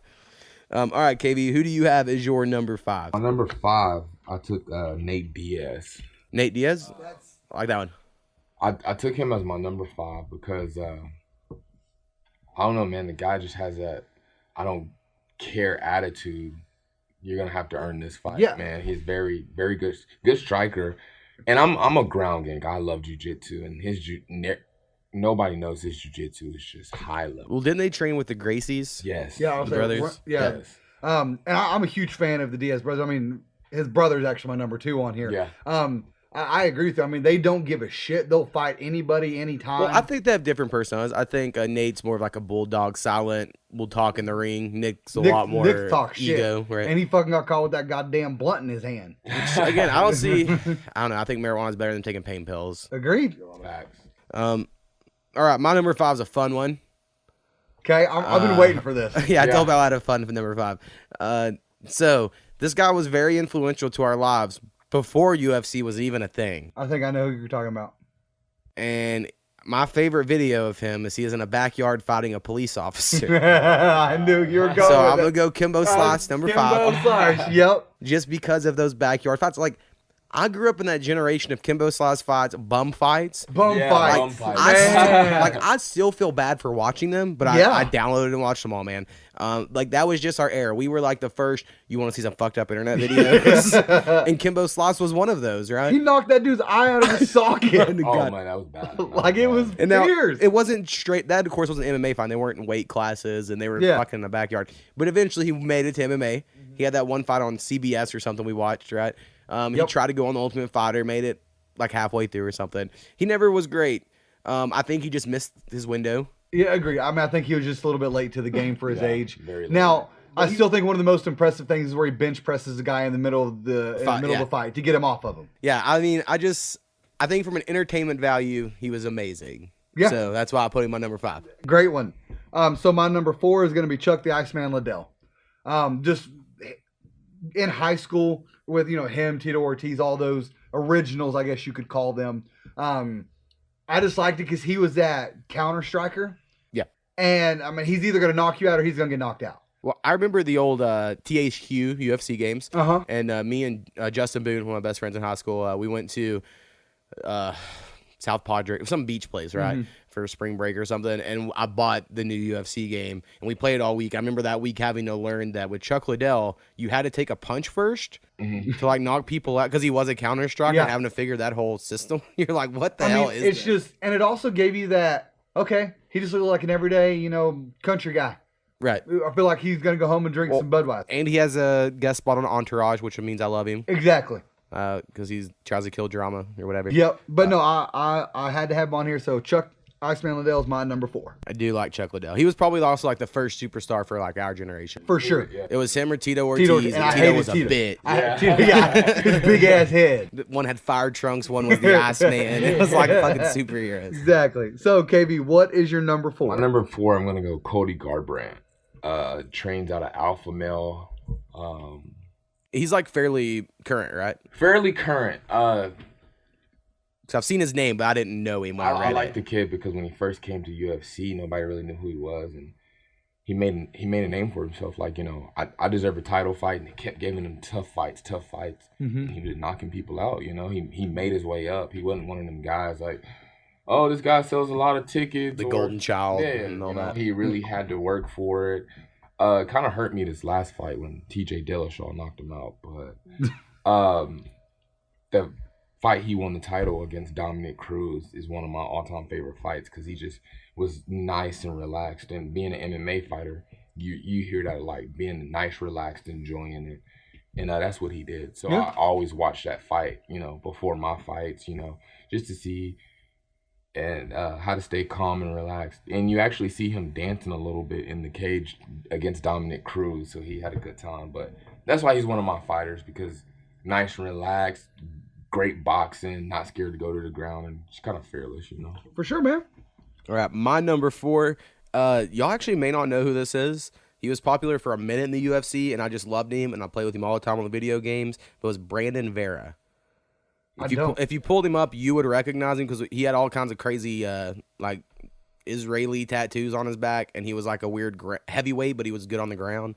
I just remember back in the day, I was watching a lot of UFC, playing the video game. Brandon Vera was one of my go-to guys. Oh, yeah, I know exactly who you're talking about now once I've seen his face. Okay. So I put him number 4. That's pretty good. So my number 3 is going to be GSP, George St. Pierre. Hey, yeah. To me, whenever it comes to that, That's the Michael Jordan syndrome for me. For sure. I can't like someone who's that obviously good. Yeah, I mean, he was, and now I know recently he came back and fought again after being off for like 3 or 4 years. Well, when he made a promise he would stay in that weight class, he immediately was like, nah, fuck it. Yeah, exactly. Yeah. But to me, whenever he was in his prime, it was either you liked him or BJ Penn. Because I know they went like back and forth like 3 or 4 times. Interesting you mentioned that. Yeah. But GSP, got to have him in there. I know he's from Canada and all, but still I have to have him at number 3. I mean, he's really, really good. Very technical. And when we talked about when Dom was on, we talked about our favorite NBA players, and I was like, I just didn't like Michael Jordan because he was too good. No, I understand. And so Gary Payton was my dude. And like, that's just how it was. Because I was like, no, everyone loves Michael Jordan, so I can't. So yeah, it could be different. Right? Like, I don't like the Red Ranger. Right? Yeah. I like the Green Ranger, but then turned out everyone loved the Green Ranger because he ended up being badass. Exactly. Yeah, because Tommy's a beast. He was. So, KV, what is your number 3, man? My number 3, I don't know if you guys have been watching lately. I don't know how to say this guy's last name. So it's Khabib Metamegov. I can't say his last name. Russian guy. Actually, how the hell are you supposed to say that last name? It is Nurmagomedov. Yeah. Russian guy. I don't even know how you come close to say that name. His last name. Let's just stick with Khabib. That's easy. We're going to call him the new Russian. Yeah, that's it. He's actually undefeated. Man, this guy, if you ever watched this guy fight, his last fight, I forgot who he fought, man. He's Edson Barboza? Yeah, he's a specialist in Sambo. And what? For those who don't know, Sambo is really a Russian kind of upgrade wrestling. It's all up combat sport. Yeah, they actually wear like wrestling shorts with a gi on. It looks like a gi really top. Yeah, so it's all upper strength. They're really so like Greco almost. Yes. Okay. Yeah, correct. But Sambo, man, this guy's really good at Sambo. And his last fight, man, he trains at AKA in San Jose with Daniel Cormier, all those guys out there. And this guy's just, if he's on you, he's bringing that wrestling pressure. It's heavy. It's heavy, man. He's going to grind you out, and his striking's good. So that's, I like to be like that in my game. When I'm on the ground with you, I'm not giving you no space. Yeah. I'm going to grind you out. I'm going to grind you. So that's why he became my number 3 right there. For sure. My number 3 is BJ Penn. Which you just mentioned a second. I just always liked how cocky he was and the fact he looked like a normal person. He was not cut at all. Right. There was no muscles, man. It was just like I could imagine someone fucking with him on the street, right? Because he just looks like a normal ass dude. Yeah. And so you'd be like, I don't know. I just always liked little bald headed self. Right. I always liked BJ Penn. And because he was also like a polarizing person, people hated him. So if I was like, oh, I like BJ Penn, I fucking hate BJ Penn. I'm like, what? I love BJ Penn. So you dig in more to those people. It's like, the LeBron fans. Like, they love him because so many people hate him. Mm-hmm. Right? Like, you dig into that. And so that's how I was with BJ Penn. For sure. So my number 2 is going to be Nick Diablo Diaz. Yay. To me, what really I like his sold... pro pot stance. Yeah. To me, that fight against him and Anderson Silva when he took it on a shorter notice, and he he didn't care. Shaking his booty at him in the middle of the ring, laying down, standing back up. Right. Like, it was just that cockiness he had. It was so great. Because, again, we're the WWF generation, so anytime you bring that into it, exactly, you're going to love it. Right. Like, that's why Conor McGregor is so famous and popular. Exactly. Because he basically is like, oh, what would Hollywood Hulk Hogan do? I'm just going to do that. And everyone will love it. I mean, to me, because Anderson Silva for the longest time was one of the cockier fighters, as you've seen him, Right. putting his hands behind his back, leaning back on the cage, and it was just, it's awesome. And plus, he doesn't give a shit. Right. He will cuss out during the middle of an interview. He doesn't care. And again, I thought it was funny that he had that blunt in his hand, and he's like, I just don't care. Take a picture. Right. Exactly. That's what's awesome. So I had to have him as my number 2. My number 2, I have Brian Ortega. New guy coming up in the game as well. I think he's like 14-0. Black belt under Reno Gracie, I think. Reno Gracie. Man, this guy, he fought recently. He fought Frankie Edgar recently, and I think I actually saw the highlight. Oh, he yes. made Frankie Whipped him. Yeah. So the crazy thing about this is the funny thing about Brian Ortega. Brian Ortega, everybody is scared to go to the ground with him. He fought Cub Swanson before he fought Frankie Edgar, and Cub Swanson said, "Man, I've never been in a guillotine where I felt like my head was gonna pop off." Like, Man, lock it in tight. Yeah, Brian Ortega, his ground game. Everybody fears his ground game. Well, this guy comes out against Frankie Edgar and he has amazing striking. Yeah. And everybody's like, "Oh, what are you gonna do with this young kid that's already undefeated, making his way up the ranks, that can strike, and everybody's scared to go to the ground with him?" Like, What was the dude's name? Brian Ortega. Brian Ortega. I'm just I've seeing also this. heard of this, the Cuban guy, Yul Romero, who's like a newish guy that's like a beast. gosh. I saw some hot Tim recently. Romero, if you look at him, you're just gonna be like, yeah. Right. Basically, Joe Rogan was talking about how. Yeah. Right. Joe Rogan was talking about how like it's not gonna be fair once this guy's brain catches up. What's his name again? Yoro Romero. Yeah, he goes, it's not even gonna be fair anymore. Like they're gonna make a new weight class. Yeah, you just look at this guy, you're gonna be like, what? Right. So I didn't know if that was. That's why I was double checking the name there. He's a freak. My number 2 is one of the most like different fighters, and I think that's why I always liked him, which was Lyoto Machida. Yes. Oh, yeah. Because I liked how he done like the weird step back crane kicks and shit, and I think his was karate. Like he didn't do jujitsu. Like I believe his 'cause specialty he was wore a karate. gi almost every time he went out, right? Yeah, I feel like he did. And on the video games, again, I bring up a lot. He was really fun to play with because his moveset was so different. Oh, sorry, I just Look seen that a guy up. picture of the old Romero. Yeah. Holy shit! I know. See, I thought about putting him, but I've only seen highlights. I never like really watched a fight or anything. This looks like a more cut, bigger Brock Lesnar. Yeah. If that could even be possible. I mean, whoo, shit. Apparently, he has a podcast with Joe Rogan. I haven't listened to it yet with that guy, Joey Diaz, who's a Cuban American comedian that's friends with Joe Rogan. And so it's all three of them. And so this comedian's like the translator because he only speaks Cuban. And I guess they get into like the Cuban training scene and how. Remember we talked about the Choctaws? I think they pretty much did that with this guy. It was like, you're the biggest bass motherfucker. We're going to make him a factory. Well, in this case, I would definitely be grabbing that dude and throwing his ass out there. I mean, come on now. I need to listen to it to learn more about the guy. But yeah, I saw a highlight tape of that shit and was like, God damn, that dude's huge. Massive. Man, crazy. All right, so anyway, my number 2 is Lyoto Machida, Asian guy, done karate, different than most MMA fighters. I just really liked him at the time. Yeah. So it's number 2. For sure. So my number 1, I alluded to him earlier. It's Anderson Silva. I just loved it back in the day because he had that crazy kick to the face. I don't remember who it was against. But he could punch you. He could kick you. He could go to the ground. It was just, and again, that cockiness that he had, it was great. Now he's as he's gotten older, he's slowly stepping back. But when he was in his prime, I remember just watching a few of his fights and it's like, I wouldn't go near him. I mean, he has a reach of like 10 freaking feet. Right. I don't know how you can keep up with him. Well, I remember just in the real world when I learned that people with long arms were dangerous in fights. Because forever you're like, well, you're skinny. Fuck you, right? Yeah. Then you see like someone wrap someone up. And you're like, oh shit, I guess that's why arms are important. And then you're like, yeah. So yeah, you watch MMA and you almost take not always, but a lot of times the guy with the longer limbs can just do stuff with leverage that Yeah, you can't account for it, whatever. for sure. All right, who's your number one, KB? One, man. I chose this guy for a couple reasons, I'll tell you, but he's currently not in the UFC. He's actually with Bellator right now, and I don't know why. Is Rory McDonald. Name sounds familiar. Rory McDonald became one of my favorite fighters when I watched him fight Damian Maia. I don't know if you guys know who Damian Maia is.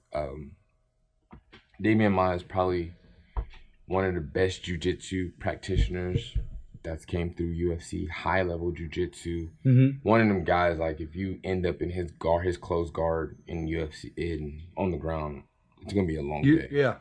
Long day, short time, you know. But I watched Rory and Damian fight, and Rory really switched up the game plan and made Damian fight his fight, you know? Yeah. And being a fighter, that's what you want. If I'm going against a striker and I'm a ground guy, I want to bait him to the ground. Yeah. And Rory made some transitions and made Damian stand with him. Hits. Rory McDonald, did he fight Conor McGregor? I'm not sure. I've heard that name somewhere, and I thought I had. He's fought in the UFC. He's now with Bellator.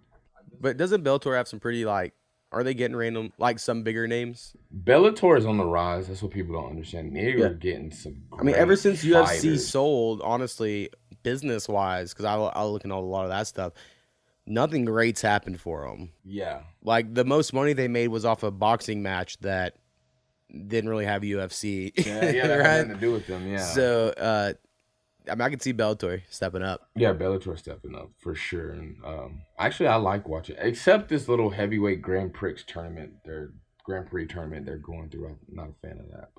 But.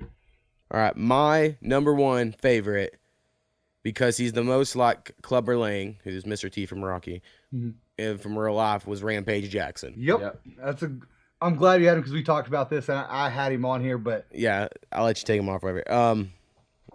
So yeah. He talked so much shit. I loved it. He wore the big chains. He had the whole like bulldog thing. And then I think what never really, at least a lot of people didn't understand, at least maybe just something that got stuck in my head, is when you looked at him, his head and chest were so fucking large compared to the rest of his body. It was like, you should be a heavyweight. Yeah. But for whatever reason, everything besides your head and chest got like shrunk. Mm-hmm. And he just looked so crazy to me. But anyway, he had the best slams. Yeah. And slams are my favorite part of MMA. I mean, to me, especially the old videos in Pride. Right. Where he's just picking people up and slamming them like they're children. Right. Yeah. I mean, it's stupid. All right. So, couple honorable mentions that I have. One of them purely because, again, me and Mo watched Ultimate Fighter was Forrest Griffin. Mm-hmm. I never liked him at first, but towards the end of his run, I respected him enough. Yeah. That I was like, I do like him. But at the first, I was like, fuck Forrest Griffin, right? Yeah. I mean, he would grind and he would take his licks and he'd keep going. And that, to me, that was what the bloodiest fighter. Exactly. Oh, yeah. Always bleeding. Yeah. I had an instance over quote you had. Mark Hunt. I always liked Mark Hunt. Yep. Because he's like just looks like a normal guy. Oh, I like all that. I like normal guys when they're professionals and good. Yeah. Like my favorite fight me and you ever watched. I want to say we actually watched the pay-per-view. I could be wrong. There was some really fucking cut up. It was a heavyweight fight. Mm-hmm. It was some swole dude that was like nothing but chiseled muscles. I think it was the Rampage Jackson Rashad Evans fight. It might have been. And then there was like a fat dude with all the shape like me. And this fat dude is getting worked for like 3 rounds. Nonstop. And then fat guy throws one punch in the whole fight and knocks this muscular motherfucker out. And I was like, holy shit. Joe Rogan comes running out. Yeah. And Joe Rogan freaks out. We got to talk about this. Right. It was the best. I wish I remember the names, but it was just one of those moments where I was like, there's no way this is happening. Yeah.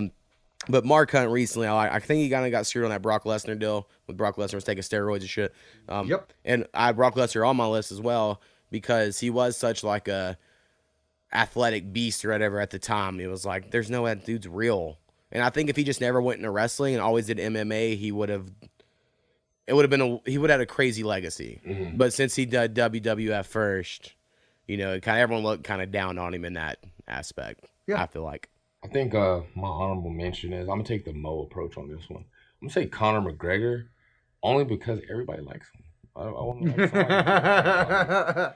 No, I hear. I mean, Jeebus, man, come on. I mean, he is one of the best promoters Yes, that I've ever seen, whether it be in professional wrestling, which to me that's where you gotta be the best promoter. But he promotes. I do hope he gets a fight against Floyd Mayweather, because I do think he will ask like Floyd Mayweather did for the $100 million part of that money. I think he could get it. I mean, they charge $60 for a damn DirecTV.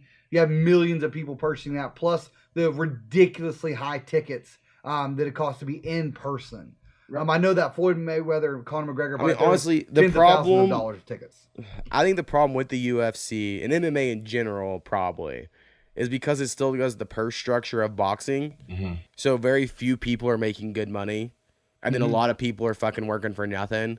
Where there probably should be a way like NBA, NFL, and I get those are team sports and they're a little different. Like there's a minimum, right? And so like these guys aren't going to make too much so these guys can get paid. And for like the actual growth of the sport, it would probably be better if Conor McGregor wasn't making like millions and millions, but some of the undercard guys got a little bump. But that's just not how this has ever worked, right? Like purses have always existed, and that's probably how it'll always exist. But there's just, you see all those stories, right, of like really fucking good MMA fighters, and it's like, and then I go work at the grocery store on the weekends and I'm not fighting. And you're like, what? You're like fucking top of the line. Like, that's crazy. Yeah. And maybe with amateur, I guess it's an amateur, but whatever we went to last night, things like that growing, maybe that helps. Yeah, for sure. Because certain states are allowing it now and everything. For sure. Another one I've got to bring up is one of the original, which is Ken Shamrock. Oh, yeah. Yeah, just because, I mean, the only way we knew of MMA was through Ken Shamrock for years. The world's most dangerous man. I mean, he came from there, obviously went to the WWF before it was WWE. And it just, he had those gloves Ankle on lock. still, and he didn't matter. It was impressive to see him, even at like 45 years old, still doing what he did. Well, he was all roided out. Yeah, well, for sure. Yeah, they all were back then. Just how that I works. feel like some of them still are, man. Oh, yeah. Well, Wrestling. it's weird that, like, if you're in an entertainment industry, like professional wrestling, acting, or whatever, you're totally cool to take steroids. Mm-hmm. It's as soon as it's like, oh, you do something that keeps score, then you can't take steroids. So it's a weird line we draw. It's like, are they dangerous or are they not dangerous? Because if they're dangerous, no one should take them. But that's not where we're at. Yeah. So, all right, that's all I have this week. KB, anything else to add? Man, thank you guys for having me. Thank you guys for coming out last night and supporting me. Wish it would have went a little better, but, We get him next time. things happen and can't leave it in the ref's hands. I know that. we said that you're going to say that. We do let us know when your next fight is. That way we make sure that we promo it out. We'll have to have you back on again, man. It was fun. I mean, like I said, I had a blast. I do want to go to another one. It was pretty sweet. So, I mean, just let us know. That way we can get these people out here. Again, if y'all are around the Ada area and you looking to get any sort of help with the striking or anything like that, reach out to KV or to Conquer BJJ here in Ada. I have a great gym. My wife went there recently for their I don't remember what they call it. Self-defense? Self-defense class. Oh, man, yeah. Jill went in there because she decided to come home and try to show me a few of these things. I didn't think one of them, which was this step on my foot throw thing, I wasn't expecting she could throw me because, again, my wife's 109, 110 pounds soaking wet, and she threw me. And so, I mean, if y'all are looking for any of that, please hit them up. They'll be happy to help you guys out. Yes, sir. All right, and next week, as I just pulled this up, we're going to have to do some rearranging because we don't have these arranged very well. Next week, we are doing top 5 seasons of a TV show. Like that specific season? Right, so if you want 5 seasons of Stargate Powwow, you could do it. I'm not doing it. It's basically, I'm just doing this so I can put True Detective somewhere. Season 2 is so bad. I'm just going to tell you TPB is going to be on there. Okay. Just straight up. It's going to be on there. Season 4? Exactly. Like Lost Season 3. You're out. Well, I'll go through the list. It's going to be hard. It's going to be tough. It's like taking the favorite shows, but then it's like, and now multiply the choices by like however many seasons they have. So we'll see how it goes. But anyway, that'll be next week. And I have to record early next week. Is that right? Yes. Because next weekend's Easter. Well, yeah, my Is that wife's got stuff she's got to do on Sunday. Well, anyway. I'm off Friday, so. Yeah, we'll figure it out. Again, if you have any emails, guys, please send it to us at thepowwowwithmo@gmail.com. All right, peace. Peace.